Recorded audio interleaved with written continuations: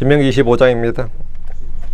신명기 25장 11절 19절이고 19절 말씀 아말렉의 기억을 지워버리라.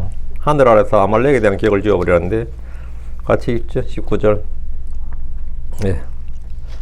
그리고 이 일이 있어야 하리니 곧 주 내 하나님께서 내게 주어 상속제사로 사용하게 하시는 땅에서 주 내 하나님께서 사방에 있는 내 모든 원수들에게서 너를 벗어나게 하시고 내게 안식을 주실 때에 너는 아말렉에 대한 기억을 하늘 아래서 지워버릴지니 너는 그것을 잊지 말지니라. 네. 네, 너는 아말렉에 대한 기억을 하늘 아래 지워버릴지니. 예.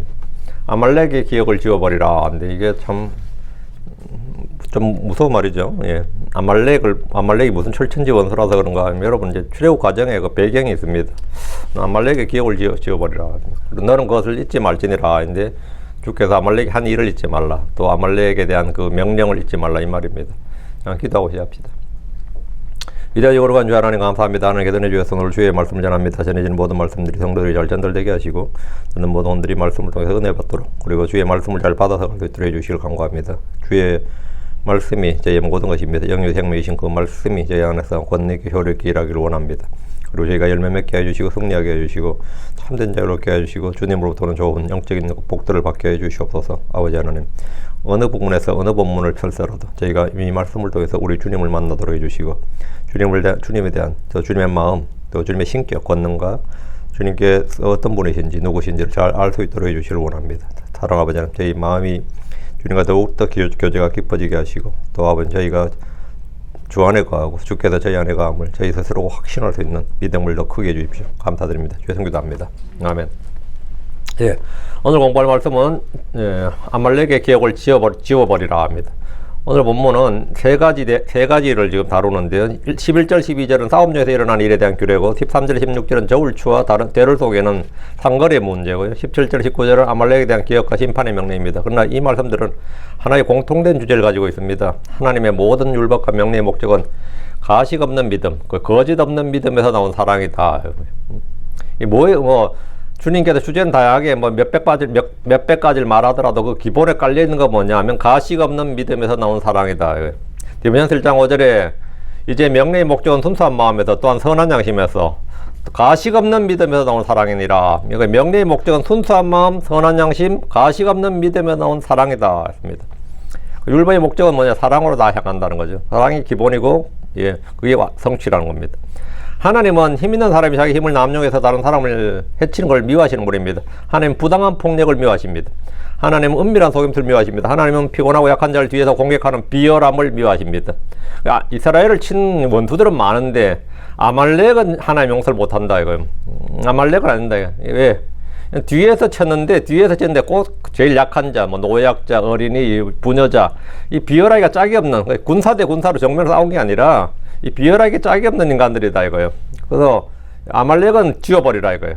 그러니까 그 약한 자를 뒤에서 공격하는 비열함이죠. 본문 하나님의 성품을 매우 선명하게 보여줍니다. 하나님은 인간의 몸과 생명과 존엄을 가볍게 여기지 않은 분입니다. 하나님은 시장과 거래에서 정직을 요구하시는 공의의 하나님입니다. 하나님 약한 자를 공격하는 악을 잊지 않으신 심판의 하나님이십니다. 하나님 자기 백성에게 안식을 주시고 그 안식 가운데서 정의를 행하게 하시는 분입니다. 우리는 하나님을 사랑의 하나님이라고 고백합니다. 맞습니다. 사랑은 하나님의 사랑이십니다. 하나님의 사랑은 불의를 눈감아주고 폭력을 눈감아주는 무기력한 감정이 아닙니다. 하나님의 사랑은 악을 미워하고 불의와 불법과 부정을 미워하고 심판하는 겁니다. 하나님의 사랑은 약한 자를 보호합니다. 하나님의 사랑은 속임수를 심판합니다. 하나님의 사랑은 피 흘리게 하는 폭력을 기억하는 거룩한 사랑입니다. 오늘 본문을 통해서 우리는 세 가지 질문 앞에 서게 됩니다. 첫째, 나는 힘이 있을 때 그 힘을 어떻게 사용하는가? 둘째, 나는 보이지 않는 자리에서도 정직한 저울추를 사용하고 있는가? 넷째는 난 약하고 지친 사람을 보호하는 사람인가? 아니면 그들의 약함을 이용하는 자인가? 이런 겁니다. 자, 본문을 보겠습니다. 11절. 사람들이 서로 다툴 때에 한 사람이 아내가 자기 남편을 치는 자의 손에서 자기 남편을 구출하려고 가까이 가서 자기 손을 내밀어 그 사람이 은밀한 부위를 잡거든 하는데 이 말씀 오늘날 크리스천들을 당혹스럽게 하는 해석하게 하는데 상당히 좀 난처하게 하는 구절 중에 하나입니다. 한 여인이 남편을 구출하는 상황인데 본문의 배경은 두 사람이 서로 다투고 있는 상황입니다. 여기서 다툴 때는 단순한 말다툼이 아니라 실제 몸싸움과 폭력이 오가는 상황입니다. 예? 한 사람이 아내가 남편을 치는 상대의 손에서 자기 남편을 구하려고 아니면 부분 일심동체니까 힘을 합쳐서 싸워야죠. 또 가까이 가는데 이 여자의 힘이라는 게 뭐 싸움에서 이게 위험하니까 제일 약점을 공격해야죠. 남자의 약점 어디지 하면 다 아니까 약점을 공격하는 거예요. 그러니까 남편을 보호하려는 그 마음 자체는 이해할 수 있습니다. 뭐 어차피 싸우면 이겨야 되니까요. 남편이 다른 사람과 싸우고 있는데 아니면 뭐 구타를 당하고 있다든가 좀 위험하다든가 할 때는 보호를 해야 되죠. 그 마음 자체는 충분히 이해할 수 있습니다. 근데 아내가 그를 구하려 하거나 돕는 것은 자연스러운 이고 그건 본성이고 잘못이 아니에요. 문제는 그가 상대를 제지하는 방식입니다. 그녀는 남편을 구하기 위해서 또 남편과 힘을 합쳐서 싸우기 위해서 상대의 은밀한 부위를 붙잡습니다. 이는 단순히 팔을 잡거나 밀어내는 행위가 아닙니다. 은밀한 부위란 문자적으로 수치를 느끼는 곳, 부끄러운 곳으로 생식기를 말합니다. 이것은 단순히 몸으로 막거나 때리는 것이 아니라 상대 남성의 성기를 움켜 잡는 행위를 말합니다. 아내가 자기 남편을 치는 자의 손에서 자기 남편을 구출하고 가까이 가서 구출하는 것을 탓할 수는 없습니다. 근데 상대방을 제지하는 통상적인 방법이 아니라 상대의 은밀한 부위고 생식 기능과 생명에 심각한 손상을 줄 수 있는 치명적인 부분을 붙잡는 건데 이것은 레드카드를 받을 수 있는 반칙입니다. 이건 파울이야. 이건 진짜 파울이에요. 그래서 이에 따르는 페널티가 벌칙이 엄청납니다. 생식기를 잡는 것은 단순한 방어를 넘어서 상대의 신체적 조건과 생식 능력까지 파괴할 수 있는 위험한 공격이기 때문입니다. 성도는 옳은 일을 하되 하나의 방법으로 해야 됩니다. 진리를 말하되 사랑으로 말해야 됩니다. 잘못을 바로잡되 사람을 파괴하지는 말아야 됩니다. 자신과 가족을 보호하되 상대방의 인간적 존엄까지 무너뜨린 방식으로 행동해서는 안 됩니다. 상대 남성의 생식기를 공격해서 돌이킬 수 없는 손상, 생식 능력의 상실, 심한 수치와 고통을 초래할 수 있는 치명적인 공격인데 본문은 목적이 남편을 구출하는 일이라도 그건 뭐 오케이인데 상대를 불필요하게 파괴하는 방식은 허용되지 않는다는 겁니다. 여기서 이제 하나님의 성품이 드러나는 겁니다. 하나님의 목적이 좋으면 수단은 뭘 해든 목적이 좋으면 수단은 가리지 않는다. 괜찮다. 이렇게 말씀하지 않습니다. 여인의 동기는 남편을 보호하려는 겁니다. 남편을 구출하는 마음은 사랑의 표현입니다. 그러나 좋은 목적이 모든 수단을 정당화하지 않습니다. 이 원리는 오늘날 우리에게 굉장히 중요합니다. 가족을 지킨다는 명분으로 다른 사람을 모욕할 수 없습니다. 교회를 지킨다는 명분으로 거짓말할 수 없습니다. 진리를 지킨다는 명분으로 사람의 인격을 짓밟을 수는 없습니다. 정의를 외친다는 명분으로 증오와 폭력을 정당할 수도 없습니다. 나라를 사랑한다는 명분으로 다른 민족을 멸시할 수가 없습니다. 자녀를 사랑한다는 명분으로 자녀를 과도하게 통제하고 상처 입힐 수는 없습니다. 하나님은 목적뿐 아니라 수단과 과정을 보십니다. 우리가 옳은 일을 한다고 생각할 때 하나님의 방법으로 해야 됩니다. 진리를 말하되 사랑으로 말해야 됩니다. 잘못을 바로잡아도 사람을 파괴하지 말아야 됩니다. 자신과 가족을 보호하되 상대방의 인격적 존엄을 무너뜨리는, 그래서 상대를 이제 채치는 방법이 되어서는 안 됩니다. 12절입니다. 예. 그때 너는 그녀의 손을 자를 것이요 내 눈이 그녀를 불쌍히 여기지 말지니라. 자기 남편을 때리는 사람의 그 은밀한 부위를 잡는 것에 대해서 왜 이토록 강력하게 처벌하는 거냐는 거죠. 저도 이 성경 처음 읽을 때 이 부분에서 좀 깜짝 놀랐던 기억이 있습니다. 이 벌이 좀 심하다. 한 것도 좀 민망한 일이지만 이 처벌이 좀 너무 강력하다 이런 생각이 든 거죠. 공의와 사랑의 하나님께서 어떤 죄에 대해서 사형을 명하셔도 수긍이 가는데 뭐 사형 받을 만하네, 뭐 사형이 맞겠네 싶은데 이 부분은 솔직히 이해가 잘 되지 않았습니다. 이거 이 손을 자를 만한 중한 죄인가? 인 거죠. 이거 이 손을 자를 만큼 중한 죄인가? 이런 생각이 들었습니다. 남자의 그 은밀한 부위를 잡는 행위는 생명의 시에 대한 공격입니다. 율법에서 생식 능력은 언약의 존속과 직결됩니다. 여자가 다른 남자의 생식기를 잡아서 고환이 상하면 그는 평생 성불구자가 됩니다. 자식을 낳지 못하게 됩니다. 신명기 23장 1절에 따르면 고환이 상한 자는 회중에 들어갈 수 없다. 이 구절이 있습니다. 그 여자의 공격으로 말미암아 이 사람은 회중에서 제외시켜버린 거죠. 씨를 끊는 것은 한 사람을 죽이는 행위가 아니라 한 가문을 끊는 살인과 같습니다. 개인의 장래나 가정의 지속이나 언약 공동체의 다음 세대와 연결되는 영역입니다. 여자가 남자의 은밀한 부위를 잡았다는 것은 수치심을 이용한 공격입니다.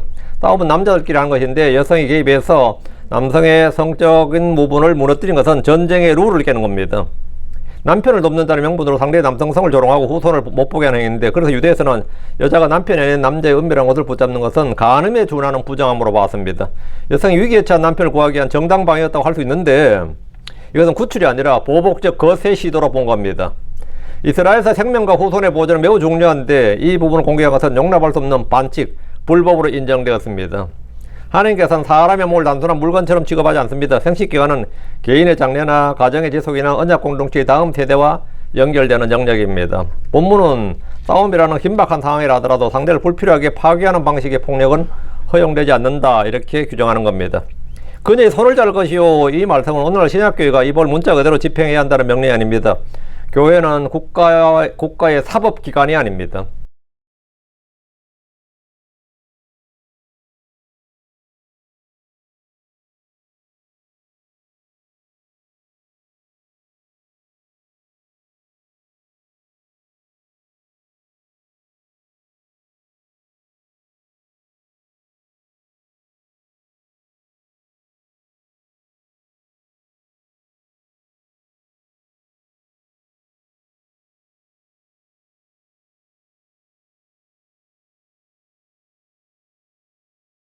복음은 사람이 손을 자른 방식으로 하나님 왕국을 확장하지 않습니다.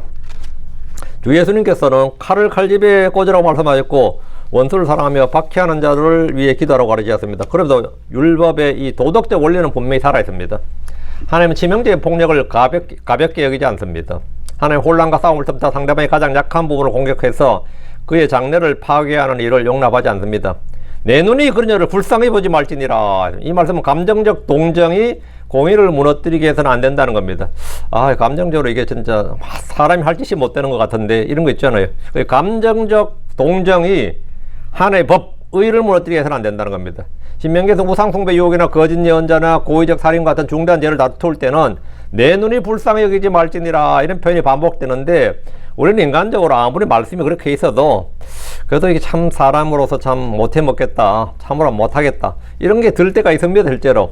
그래서 내 눈이 불쌍히 여기지 말지니라는 이 부분에 대해서 주님께서 딱 경종을 울리는 겁니다. 그러니까 감정이 법을 어기지 못하게 하라 이 말입니다. 감정이 법을 어기지, 우리 소위 말하는 법감정이란 말 써요. 법감정.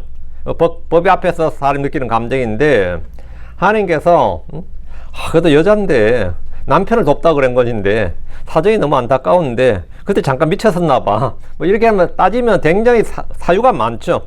그런 감정적 변론이 죄의 심각성을 가리게 하지 말라는 겁니다. 우리는 누군가의 사정이 안타까워서 잘못을 듣고 그냥 넘어가고 싶어질 수 있어요. 가까운 사람이 잘못했을 때는 좀 더 쉽게 기준을 낮출 수 있습니다. 내 가족이나 내 친족이나 내 편이 잘못하면 그럴 만한 이유가 있었다. 충분히 그럴 수 있었다. 이런 식으로 말하고 싶어집니다. 그러나 하나님은 가까운 사람에게도 동일한 기준을 적용하시는 분입니다. 사랑은 죄를 정당화하는 것이 아닙니다. 사랑은 죄인을 회복했기 때문에 죄의 심각성을 분명하게 다루는 겁니다. 사랑은 악을 숨기는 것이 아니라 악에서 돌이키도록 돕는 겁니다. 13, 14절입니다. 너는 내 가방에서 서로 다른 추, 곧 큰 것과 작은 것을 넣지 말지니라. 너는 내 집에서 서로 다른 데들, 곧 큰 것과 작은 것을 두지 말지니라. 살 때 재는 추, 살 때 재는 저울과 팔 때 재는 게 달라요. 이 진짜 황당한 이야기인데, 이중잣대라 그러죠. 가방에 서로 다른 추를 두는 것은 또김투로 사기를 치려는 겁니다. 이거는 실수가 아니라 고의적인 거죠. 한 처음부터 두 개를 두고 있잖아요. 이건 고의죠. 속임수로 사기를 치려는 목적과 의도인 거죠. 두 개를 달 때 추를 달리하는데 살 때는 큰 추를 사용하고 팔 때는 작은 추를 사용하는 겁니다. 양을 재는 때도 마찬가지입니다. 저도 어릴 때 이런 장면을 많이 봤습니다. 시골 사람은 물물관도 많고 하니까 이거 많이 봤는데 정말 대가 다르더라고요. 그 어린애 제가 봐도 이 말이 되나 하는 거예요. 팔 때하고 살 때가 달라요. 근데 어린애 얘가 옆에서 말하니까 본래가 팔 때하고 살 때는 대가 다른데 팔 때, 살 때 대가 다른 데를 쓰는데 근데 우리 할머니도 가만히 계시더라고 보니까. 원래 하도 상거래가 다 그러니까. 그러니까 대의 말이 대나 말이나 대화 말이 집집마다 달랐고 장사치들이 쓰는 또 할 때 쓰는 것과 팔 때 쓰는 것이 크게 다 달랐습니다. 이 도량형 통일해 가지고 이것도 강력한 법으로 했어요. 처벌도 엄청나게 강력하게 하고 상가에서 쓰는 저울은 한 달마다 검사를 받도록 했습니다. 왜? 하도 속이니까 강제로 한 달마다 검사 필증을 받도록 했어요. 실제로. 이게 한국 사람이 뭐 천성이 순박하고 다 소리예요. 그런 거 없어요. 천성이 순박은 무슨 천성이 약해요. 천성이 사기꾼 구질이 많고 이익을 위해 속이는 전형적인 사기 수법입니다. 그럼 유대인들은 다르냐? 다 똑같습니다. 유대인이든 이집트이든 한국 사람이든 뭐 미국 사람 다 똑같아요. 13절이 무게를 속이는 거 사기라면 14절은 부피를 속이는 사기죠. 이것은 실수가 아니라 고의적인 속임수고 거짓입니다. 이익을 위해 계획적으로 거짓으로 불법을 행하는 겁니다. 하나님의 백성은 공정과 공평이라는 의를 가져야 됩니다. 속에서 이익을 취하는 것은 불의한 소득이고 주께서 미워하시는 겁니다. 자, 뭐 2장 10절, 23절 보면 서로 다른 저울추들과 서로 다른 대들 그것들 둘 다 주께 가져한 것이니라 했습니다. 주께 똑같이 가져한 것이니라 했네. 자, 뭐 2장 23절 서로 다른 추들은 주께 가져한 것이요 또 거짓된 저울은 좋지 못한 것이니라 했습니다. 다른 추와 다른 대와 다른 자로 청량한 것은 거짓이고 속임수로 주의 법의 핵심인 의를 파괴하는 겁니다. 레위기 19장 35, 36절에 너희는 재판에 있어서나 자로 재는 데나 저울질하는 데나 대로 헤아리는 데 있어서 불의를 행하지 말지니라. 재판이든 재는 거는 되는 거든 뭐든 다른 거든 불의를 행하지 말지니라. 공정한 저울과 공정한 주와 공정한 에바와 공정한 신을 취할지니라. 나는 주 너희 하나님이니 내가 너희를 이집트 땅에서 데리고 나왔느니라. 네. 나는 주 너희 하나님이다. 내가 너희 하나님인 거로 너희는 그렇게 하라 이거예요. 하나님 서로가 서로를 속이는 행위나 그런 마음과 생각과 의도 자체를 미워하십니다. 하나님 공의로우신 분이기 때문에 일상적인 비즈니스와 영적인 삶을 분리하지 않습니다. 세상에서의 정직한 거래는 기도나 예배만큼 중요한 것입니다. 우린 예배 드릴 때는 거룩하게 말하고 월요일이 되면 다른 저울추를 사용해서는 안 됩니다. 주일에는 하나님은 진실하시다고 찬양하면서 월요일에는 계약서에 거짓을 기록하고 세금을 쏘이고 품질을 감추고 약속한 임금을 주지 않고 다른 사람의 노동을 착취한다면 그것은 하나님을 모독하는 일입니다. 하나님은 사무실에서도 주님입니다. 하나님 가게 계산대도 주님이십니다. 하나님은 계약서 위에서도 주님입니다. 하나님 인터넷 거래나 세금 신고와 급여 지급의 자리에서도 주님이십니다. 우리 시대에 서로 다른 저울추가 뭡니까? 물건의 결함을 알고도 감추는 겁니다. 자신의 이력이나 실적을 과장하는 겁니다. 일하지 않은 시간을 일한 것처럼 기록하는 겁니다. 남의 아이디어나 수고를 자기 공로로 돌리는 겁니다. 약속한 품질보다 낮은 것을 제공하면서 같은 값을 받는 겁니다. 작은 거짓말을 사회생활이라는 이름으로 합리화하는 겁니다. 교회 안에서 신앙적인 말하지만 실제 삶에서는 사람을 이용하는 겁니다. 이 모든 것이 가방 속에 서로 다른 저울추입니다. 주께 가져한 것이 옳지 못한 일이고 선하지 않는 것이다. 우리는 모든 일을 하나님의 영광을 위해 해야 됩니다. 우리 무슨 일이든 주께 하다 해야 됩니다. 이렇게 하면 손해 많이 봅니다. 손해 많이 봐요. 그리고 상당히 불편하고 어쩌면 좀 불편하지, 힘들고. 근데 그게 크리스천의 삶입니다. 15절. 그러나 너는 온전하고 공정한 저울추를 가질 것이며 온전하고 공정한 대를 가질지니라. 그리하면 주 내 하나님께서 내게 주시는 땅에서 내 날들이 길어지리라. 하나님 온전하고 공정한 저울추, 온전하고 공정한 대를 가지라고 말씀합니다. 온전하다는 말은 결함이 없고 완전하다는 뜻입니다. 공정하다는 말은 의롭고 바르다는 뜻입니다. 하나님 이스라엘 백성이 거래할 때도 하나님 성품을 드러내기를 원하셨습니다. 잠언 11장 1절에 거짓된 저울은 주께 가져한 것이니라. 그러나 공정한 추는 그분의 즐거움이니라. 공정한 추는 주의 즐거움이다. 정직한 저울추를 사용해야 되는 이유는 장사가 잘 되기 위해서가 아닙니다. 단지 법에 걸리지 않기 위해서도 아닙니다. 하나님이 의로우시고 정직하신 분이기 때문입니다. 하나님 거짓이 없으시고 하나님 사람 속이지 않으시고 하나님은 약속을 바꾸지 않습니다. 그러면 우리는 선하고 정직한 마음으로 주의 말씀을 받고 그대로 행해야 됩니다. 그리하면 주 내 하나님께서 내게 주시는 땅에서 내 날들이 길어지리라 했습니다. 우리는 여기서 성경적 장수법을 볼 수 있습니다. 성경은 땅에서 장수하는 방법, 장수에 관한 하나님 복된 약속이 여러 번 나옵니다. 십계명 중에는 부모를 공경하는 자들에게 주신 첫 번째 약속이 장수입니다. 땅에서 내 날들이 길게 되리라 하죠. 그게 장수죠. 하나님의 명령과 율법을 지키는 자들 역시 장수의 복이 약속되어 있습니다. 공정한 저울추를 두는 것도 장수의 방법입니다. 둥지에 있는 어미새와 새끼를 함께 잡지 않고 어미새를 놓아주는 것 역시 장수의 복이 약속되어 있습니다. 줄을 두려는 것도 장수의 복이 약속되어 있습니다. 이게 성경에 나오는 장수의 복이 뭐냐면 성경적 장수법이에요. 성경적 장수법. 저는 이제 제일 궁금했던 게 지금도 궁금해요. 얼마 전에 제가 고등학교 때인가 그때 대학교 때 중국 총리였던 사람이 주룽지라는 사람이었거든요. 그 이름이 발음이 주룽지라 가지고 우리가 주룽지 되게 개혁적인 총리였어요. 하여튼 얼마 전에 며칠 전에 죽었는데 나이를 해보니까 98세더라고요. 난 근데 중국서는 그 공산당 간부들 중에서 90세 못 넘는 사람을 못 봤어요. 너무 희한하지 않아? 한둘이 아니고. 근데 제일 빨리 죽은 사람이 덩샤오핑이야. 그게 83세인가 그래요. 80대에 죽은 사람이 덩샤오핑밖에 없어요. 그거 희한하더라고요. 어제 90을 못 넘긴 사람이 없어. 그들에게는 무슨 장수법이 있다더라고요. 그 전 세계에서 다 공부하는데 중국 공산당 그 애들은 그래서 별 소문이 다 있어요. 뭐 별의별 소문이 다 있는데 야, 이 양반도 98세야. 98세 죽었어. 근데 그렇죠. 제가 그때 그 양반이 총리였으니까 지금 이제 죽었다 하니까 내 나이가 있으니까 그 나이 맞지. 그래서 대충 올취해봐도 찾아봤더니만 진짜 그런데 크리스천들은 어떻게 해야 될 것 같아요? 크리스천도 장수법이 있어요. 중국 공산당 간부들만이 아니라 크리스천들 장수법이 이렇게 있다고. 하나님께서 그리하면 주 내 하나님께서 내게 주시는 땅에서 내 날들이 길어지리라 하십니다. 그러니까 이스라엘은 법을 잘 지키고 주를 두려워하고 주의 말씀대로 살면 이스라엘은 진짜 장수 안 한 사람이 오게 된 거죠. 그러니까 이스라엘 자체가 전부 다 장수 민족이 되는 거예요. 그럼 전 세계가 아마 그 장수 비결 연구하러 갈 겁니다. 이스라엘 사람들은 왜 이렇게 오래 사는가? 뭐 유전자가 다른가, 뭔가 다른가, 뭐 이런 거 나올 겁니다. 이스라엘은 장수법이 있습니다. 건강법도 있어요. 성경적 건강법이 있고 성경적 장수법이 있는데 그렇게 안 하면 아무 소용없는 거죠. 선하고 정직한 마음, 믿음의 행위는 개인의 영적 문제일 뿐 아니라 공동체 생존 문제입니다. 한 사이가 거짓적 올추를 사용하면 신뢰가 무너집니다. 신뢰가 무너지면 거리가 무너지고 거리가 무너지면 가정과 사이가 불안해집니다. 정직은 공동체를 지키는 기초입니다. 가정도 마찬가지입니다. 부부가 서로에게 다른 저울추를 사용하면 가정이 무너집니다. 나는 상대에게 큰 기준을 요구하면서 나 자신에게는 작은 기준을 적용하는 것이 다른 저울추입니다. 다른 사람의 실수는 크게 보고 내 실수는 작게 보는 것도 다른 저울추입니다. 자녀에겐 정직하라고 가르치면서 부모 자신은 거짓말 쉽게 하는 것도 다른 저울추입니다. 교회도 마찬가지입니다. 다른 성도에게는 엄격한 기준을 적용하면서 내 편과 내 자신에게는 관대한 기준을 적용한다면 그것은 영적 저울추를 속이는 겁니다. 하나님은 사람의 외모를 보지 않습니다. 하나님은 한 기준으로 모든 사람을 판단하시는 공의의 하나님입니다. 16절.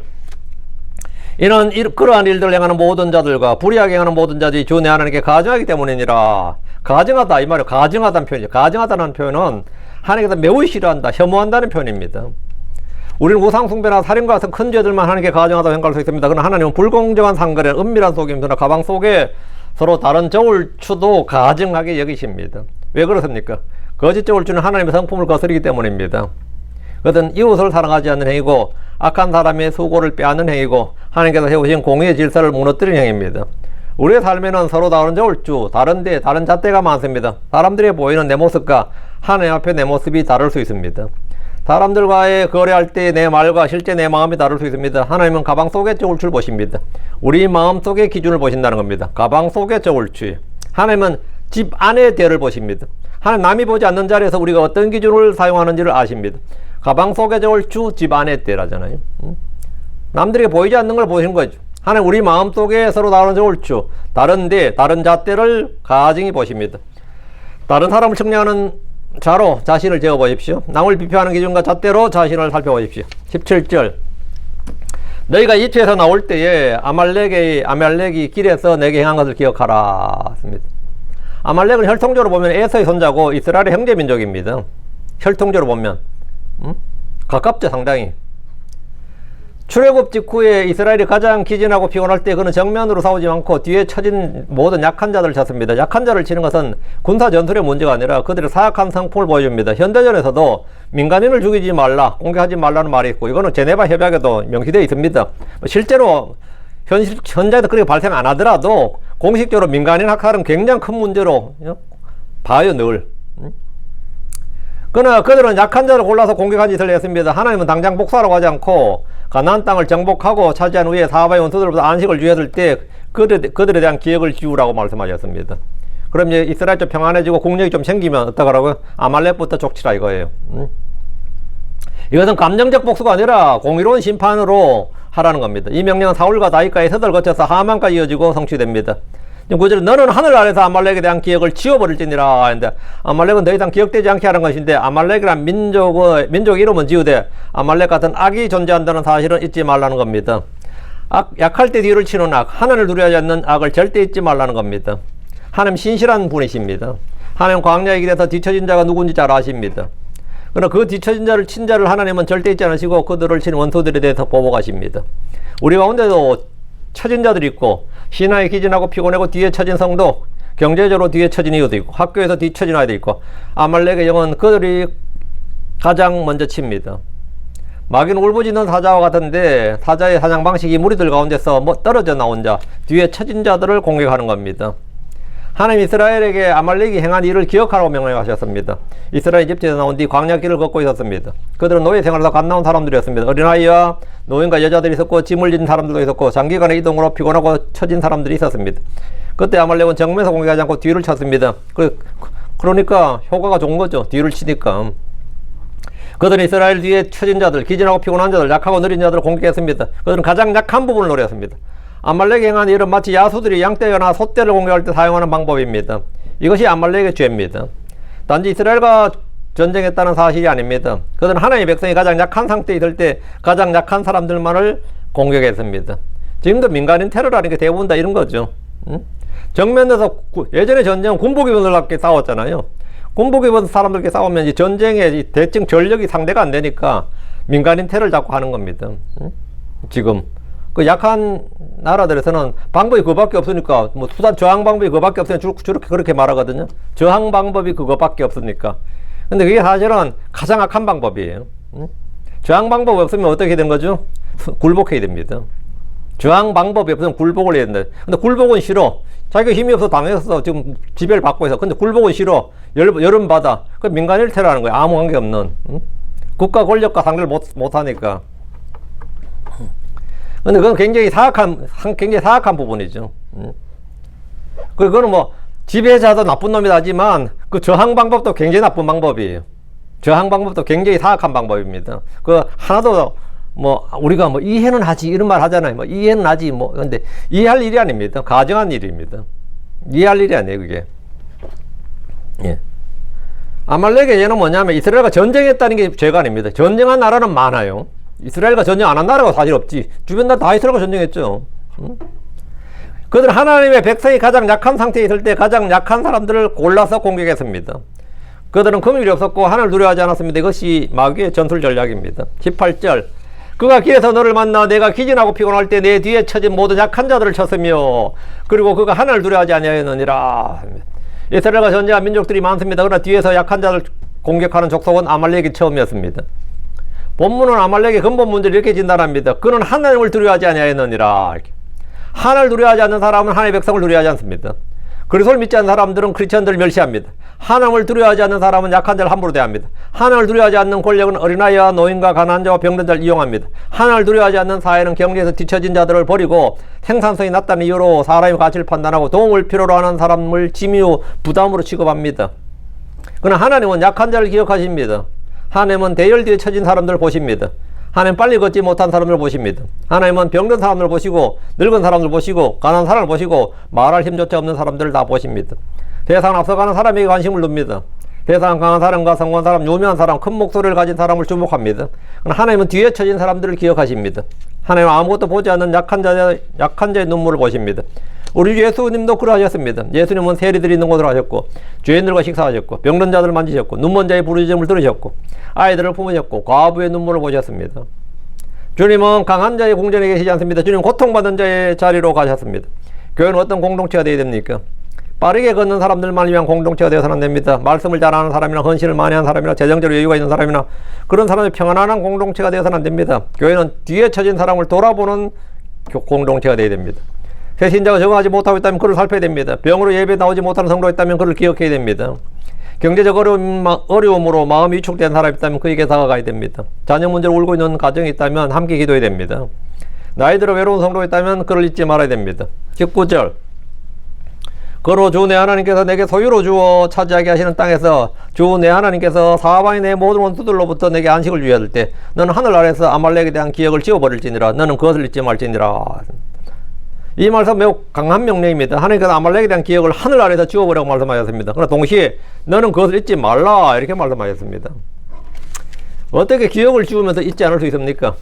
하나님은 아말렉이란 악한 세력의 역사적 기억과 악을 그 힘을 제거하는 겁니다. 그러나 아말렉이 행한 악의 본질, 약한 자를 공격하고 하늘을 두려워하지 않으며 불의한 힘을 사용하는 그 방식은 결코 잊지 말라는 겁니다. 아말렉은 더 이상 기억되지 않게 하되 아말렉 같은 악이 존재한다는 사실은 잊지 말라는 겁니다. 약할 때 뒤를 치는 악, 하나님을 두려워하지 않는 악, 기진하고 피곤한 자를 공격하는 악을 결코 가볍게 보지 말고 그런 것들은 기억하라 이거예요. 이 명령은 사울과 다윗의 시대를 거쳐서 에스더 시대의 하만 일기까지 성경 역사 속에서 계속 중요한 의미를 가집니다. 사울은 아말렉을 진멸하는 명령에 온전히 순종하지 않았습니다. 하나님께서 아말렉을 지워버리라고 했어요. 남기지 말고 지우라. 가나안 족속 실때처럼 똑같이 하라고 했는데 안 했죠. 그 불순종은 이스라엘 역사에 계속 문제를 남겼습니다. 아말렉 족속의 후손으로 묘사된 하만은 훗날 유대 민족을 멸하려 했습니다. 하나님은 자기 백성을 보존하시고 아말렉의 약한 계획을 무너뜨리셨습니다. 이건 오늘날 교회나 개인에게 어떤 민족이나 집단을 공격하거나 제거하라는 명령이 아닙니다. 신약교회는 칼로 하나님의 왕국을 세우지 않습니다. 우리의 싸움은 혈과 육을 대적하는 싸움이 아니라 복음은 원수를 죽이는 방식이 아니라 원수를 사랑하고 복음을 전하는 방식으로 나타납니다. 아말렉에 대한 이 명령은 하나님께서 특정한 역사 속에서 특정한 민족의 지속적이고 완고한 악을 심판하시는 언약적 사법적 명령입니다. 아말렉은 단 한 번의 실수한 민족이 아니라 하나님을 두려워하지 않고 하나님의 백성의 약한 자를 공격하는 악을 지속적으로 드러낸 민족이었습니다. 하나님은 그들의 악을 오래 참으셨지만 결코 잊지 않으셨습니다. 그래서 우리는 하나님의 성품을 봅니다. 하나님 오래 참으시는 분입니다. 심판을 즉시 내리지 않으셨고 징계를 속히 집행하지 않으셨습니다. 그러나 하나님의 오래 참으심은 악을 승인하셨다는 뜻이 아닙니다. 하나님 믿지 않습니다. 세상에서 이런 질문이 있습니다. 왜 약한 사람이 잘 됩니까? 왜 불의한 사람이 처벌받지 않는 것처럼 보입니까? 왜 약한 자를 괴롭힌 사람이 평안한 것처럼 보입니까? 시편 기자도 이런 질문을 했습니다. 예언자 하박국도 악인의 의인을 삼키는 현실을 보고 하나님께 부르짖었습니다. 그러나 성경은 말합니다. 하나님은 모든 걸 보고 계십니다. 하나님 약한 자의 피를 기억하십니다. 하나님 은밀한 속임수도 아시고 가방 속에 다른 저울추도 보시고 대열에 뒤처진 사람들도 보시고 그들을 공격하는 자들도 다 보십니다.